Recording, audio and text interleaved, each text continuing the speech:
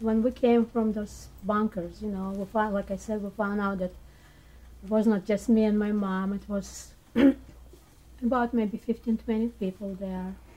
Everybody looked more horrible than they went down, you know. Everybody was scared, but we saw everything is like weird, empty and open, you know, no soldiers, because they had like towers there always watching, you know, no soldiers there. It was weird. And the camp across from us was burning. Now, some of those people that came up, they we were start walking through the barracks, you know, and some of them were looking for the kitchen, and they found the kitchen, and they ate, and they got sick and died. So that was already when they were liberated. Now my mom told me we're not going to eat. We're going to eat very little, or maybe just drink water or something. So, because we could eat a horse, you know, and die. And then we were one soldier, one American walks in after, I don't know, a couple of days, I guess, or next day or whatever. And he just looked around and he could not believe what he's seen. His look was like he saw the ghosts, you know. I mean, we were, probably everybody had its hollow eyes, you know, people look, and scary. I mean, he had fear on his face, and he stayed for a while, and he just couldn't believe it, and he just left. And then I remember came more soldiers with food, but they brought something, I don't know, we still could not eat. But then they took us they gathered us, and they took us and put us in that Hotel Leipzig, and put a guard outside our camp, our hotel, placed us, I mean, gave us bath, you know, we took a bath, and those beds were like, German beds were soft, you know, with feathers and everything. I remember we were jumping on them and couldn't believe it, and acting like a bunch of savages. And everybody threw away their prisoners' stuff, you know, and they gave us nice clothes, nice shoes for a change, and I mean, we gave, you know, they started taking care of us. And we stayed in that hotel for probably a week.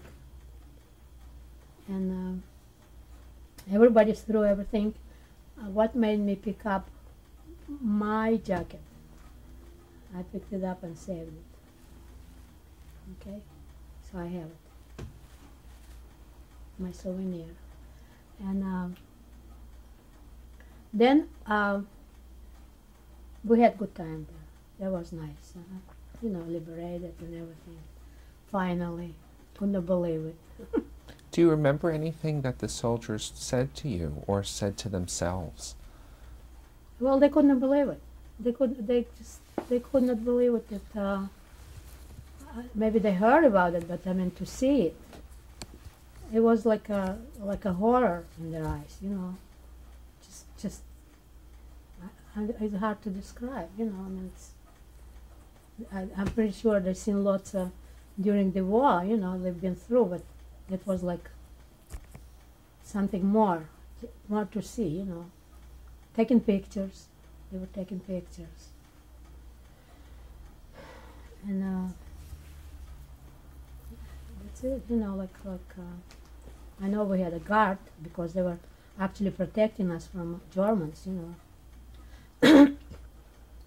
So they had a guard in the Hotel Leipzig. I have picture. And then they start talking that this is Bavaria, okay? Leipzig is in Bavaria, part of Germany, Bavaria. That they were going to give it to Russians.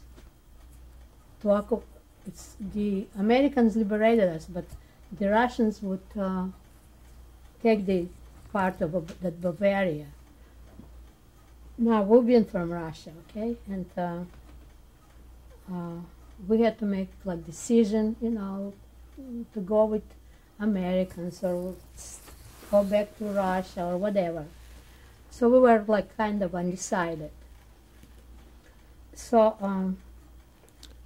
one day they came and they took us, I think it was by bus, I don't remember, bus or whatever, I don't know, train, bus, whatever, I don't remember.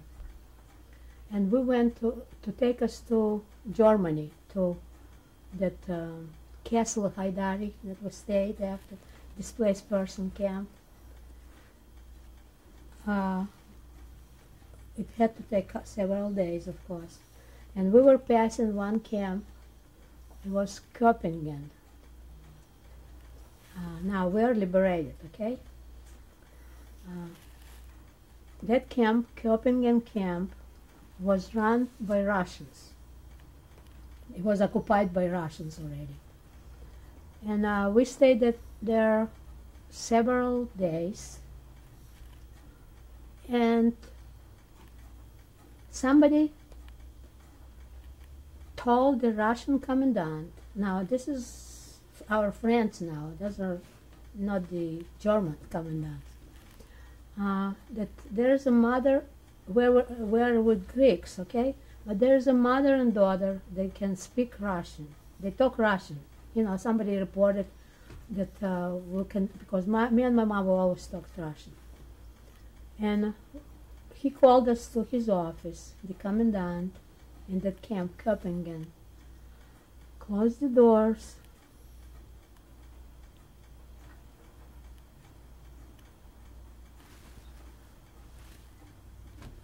Closed the doors, and he said, he started talking to us, gave us something to eat and to drink. He says, how come you're Greek people and you talk so good Russian, you know?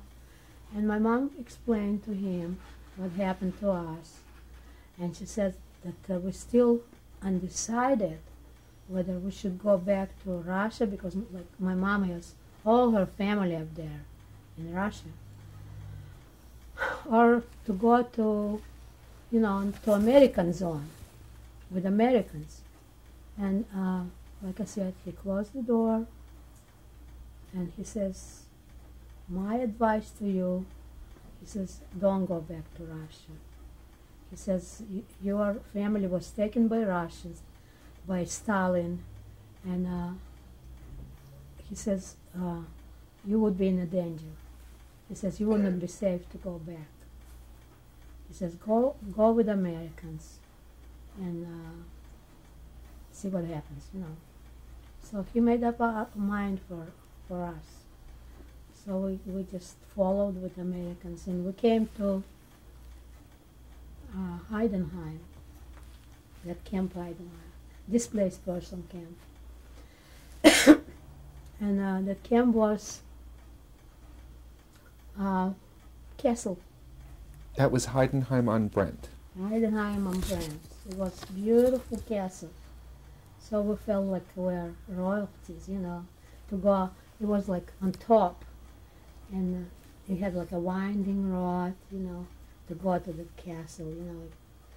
And I have pictures inside. And then we became displaced persons, DP camp. And UNRWA was taking care of us, you know, that United Nations Relief and Rehabilitation Administration, UNRWA. They were in charge of our camp. And they fed us, and we had good time, you know, like in relaxing after all this pinching ourselves, you know, whether it did really happen or not. And since it was after the war, okay, one day we didn't know it that Americans were stationed, there was another castle. Taxes, castle taxes. Another beautiful, beautiful castle that was stationed by Americans from 12th Tank Division. Okay? And one time they had assignment to go to German houses, German places, and look for the weapons, to collect all the weapons, like a search the houses for the weapons. So all of a sudden, the American soldiers come to our camp, and they found out that we were, because they were not allowed to talk to Germans, to have nothing to do with Germans, especially girls. And when they found out that we were not Germans, and everybody was happy, and I met my ex-husband there. He was one of them. And after that they had dances. They invited us over, like it was after the war already. It was 45. And the way he proposed to me, he baked the cake and he put Lana, Florida on it. His last name was Florida. So I looked and I thought, well, did he make a mistake? Florida, so it was that proposal. And his army went back to Germany, back to America to get discharged. And it was too fresh, and I was too young. My mom had to sign for me. How old were you? I was about 15 at the time. And she had to sign for me. But still, he was not allowed. They were not allowed to be married. So he stayed. He joined UNRWA, and became supply officer of UNRWA. Got his discharge in Germany. And then finally, after everything was settled down and so on, we got married there. And he still could not bring me to America. He left. After marrying me, he left. And I took lots of paperwork again, in spite that he was married already. I think it took about several months, it was letters back and forth. And finally, I was allowed to go. And my mom was not allowed to come with me. So I came by myself from abroad, very seasick. Absolutely dying. Tell me about what your mom's thoughts were about you marrying him. And well, I tell you what, everything, when we were in Germany, liberated, everything was ready. Like I said, my father had family in London, which my daughter went to visit them. She was the only one that met them, And I have letters that they wrote. Everything was ready for us. They want us to come there, for me and my mom to come there and stay with them. And we had papers ready, everything. My mom wanted to go there. And then I met my ex, and I didn't want to go. So my mom was not very excited, She wanted us to go where we had family. What about, had you heard anything from the Russian side of the family, or from the Swiss company?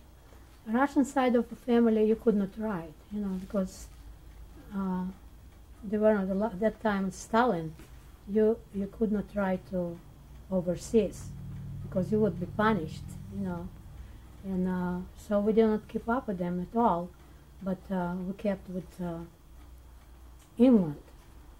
And my mom wrote to Red Cross, wrote to Société Générale de Surveillance, wrote everybody to look what happened to ours through them, you know. There's nothing that they could find. They would not even answer them, you know. Just nothing. It's just complete. Stalin was not afraid of anybody, you know. So we never found what happened to them.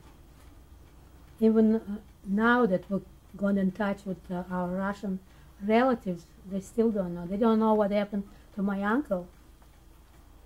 Now they you know, suspect that they were all taken to Siberia, probably and shot, you know. But for sure, we never found it. My mom always was looking in this apartment. She would stand in the window and look, always looking. It's like she was always waiting for somebody to show up. And after we were liberated, she was terrified when I had to go out. Terrified. When my son, especially my son,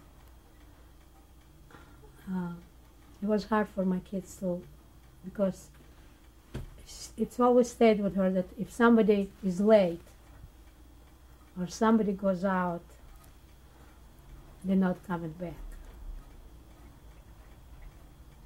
And there was lots of misunderstandings between my kids and my mom. You know, they loved my mom, they adored her, but she was making them nervous, you know, because worrying so much about, and worrying about me. Yeah, I mean, I never grew up, you know. I mean, it was like I always was little girl, you know. Like if I would go out, I had to call her. If I'm 5-10 minutes late, she would panicky, you know. Just it stayed with her, and I can understand her, you know. I mean, now that I have kids and everything, you know, I understand.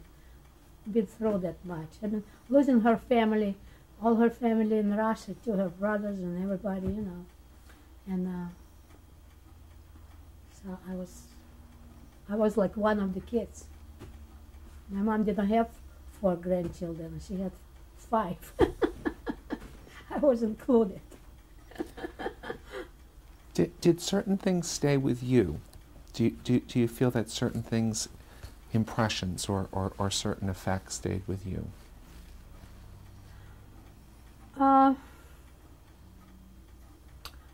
Some things are, when my kids freak out of something, you know, to me I mean, I am compassionate, I understand that that's the way they feel, but being in concentration camp, maybe I appreciate more, you know, like I can enjoy better, you know, easier, like little toys, you know, or whatever, you know, just like I build my dollhouse or whatever. Maybe because I miss so much, you know. I think that's so. I did not have many nightmares. I thought, you know, I did not. If I have nightmares, it would be real bad. No, but I could not say that every night I would could not sleep or have nightmares. But now I'm more. Every time I go to sleep, I'm with my mom constantly. It's somehow more now than before. I mean, I'm just constantly like my mom was with me. Can you tell me more about coming to the United States? As I said, I came by myself, very sick. Well, it took us from Bremenhaven, from Germany. From Bremenhaven was a boat, you know, not the normal boat. Was very shaky, you know, like up and down, up and down. And 6 days, it took us 9 days to come here. 6 days I was like dead, you know, I don't care what happened to me. the 3 last days I perked up and start to get up and this and that. But believe me that, no, I mean, it's hard to believe, but when we came to see Statue of Liberty, I was so excited. And talking to the people on the other side, I never seen Statue of Liberty. I missed it. When what everybody was talking about, and we were already past it. I never seen it. I mean, the big moment.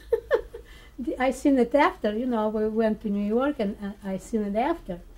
But don't ask me, I was so excited and talking to people and of course, you know, tell them goodbye and we're going to ride to each other. You know how you make friends and you think that they will be lifetime friends forever, which I never kept up with them after, you know, just everybody went their own way. And the Statue of Liberty, the big moment. It only can happen to me. You arrived in New York. We went to New Jersey, actually. Mm-hmm. We came to New Jersey after. Somehow I remember New Jersey, where we went through the custom. And I had accordion. They made me play, and they took it. Maybe I didn't play good enough. And they took it because it was a Honor accordion, Honor company. They were selling Honor, and I think the Honor didn't want people to bring. They wanted to buy their accordions here. And they took my accordions. And then they finally, after several months of been running back and forth, they sent it back to me. They gave it to me. The accordion was something you had...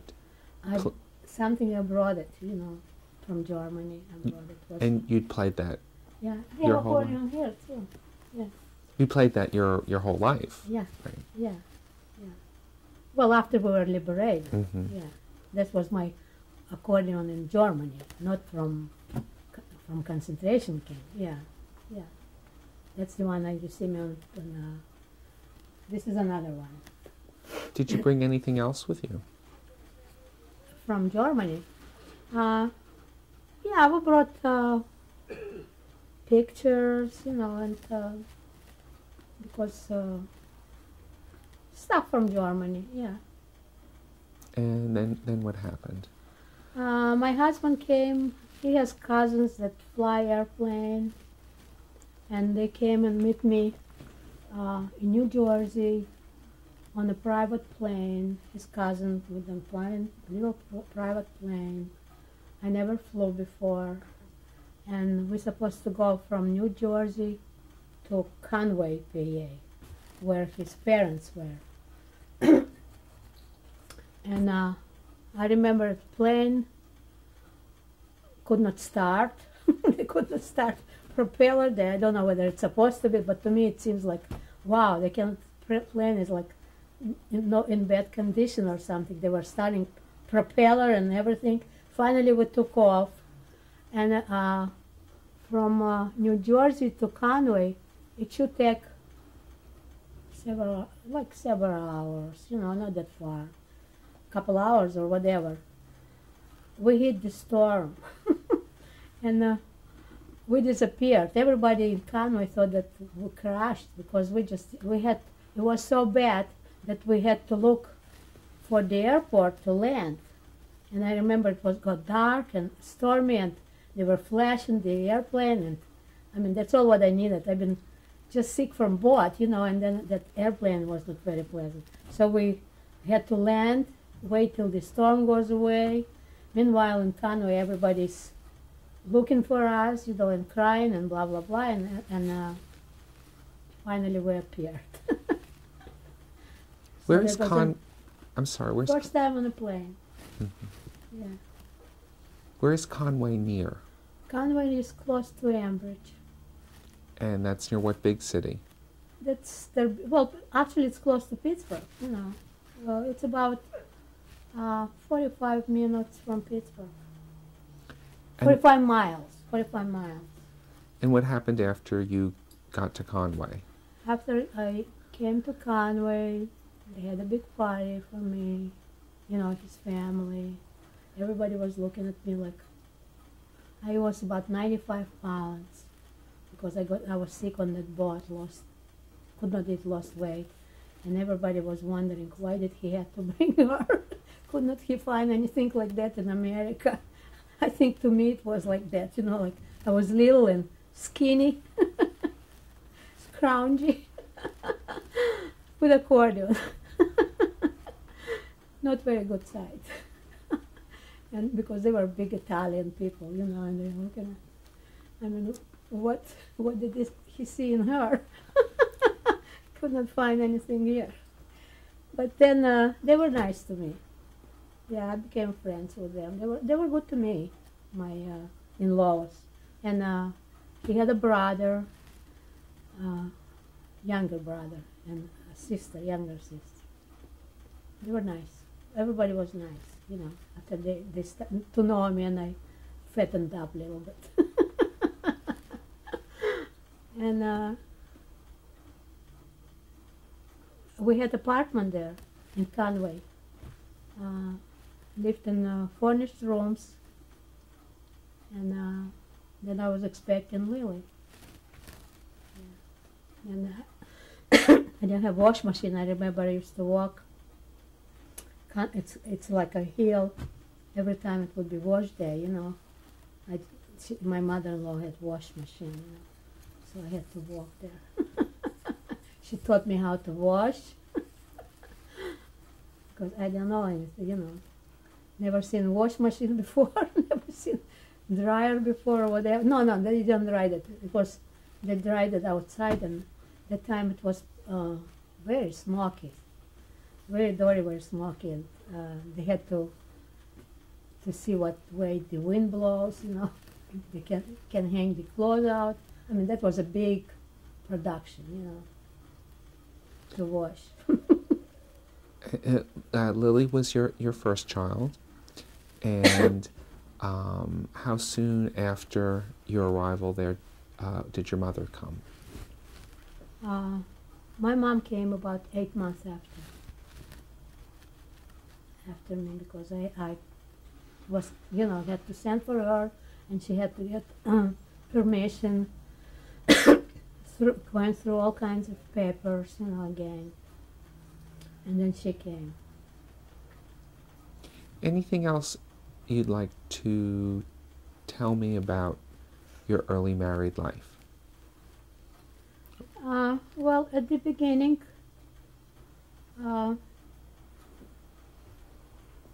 were a little bit two different people, you know. I mean, I married him because he had that, you know, like completely for different reasons. American, you know, that girls were American uniform, and I could not actually even talk to him real well because I took English lessons, but I was not fluently talking English, you know. I mean, I knew how to talk, but I couldn't have conversation. So it just was like, wow, American, you know, how lucky I was, because to other girls it was like, I went to America, I go marry American. And I thought that I loved him, you know, of course. And he was very handsome, Italian descent, you know. At the beginning it was good. My in-laws were nice to me, very nice. I mean, they treat me like their daughter, you know. And his brother committed suicide after. His brother killed himself after he was in Korea. One came and killed himself.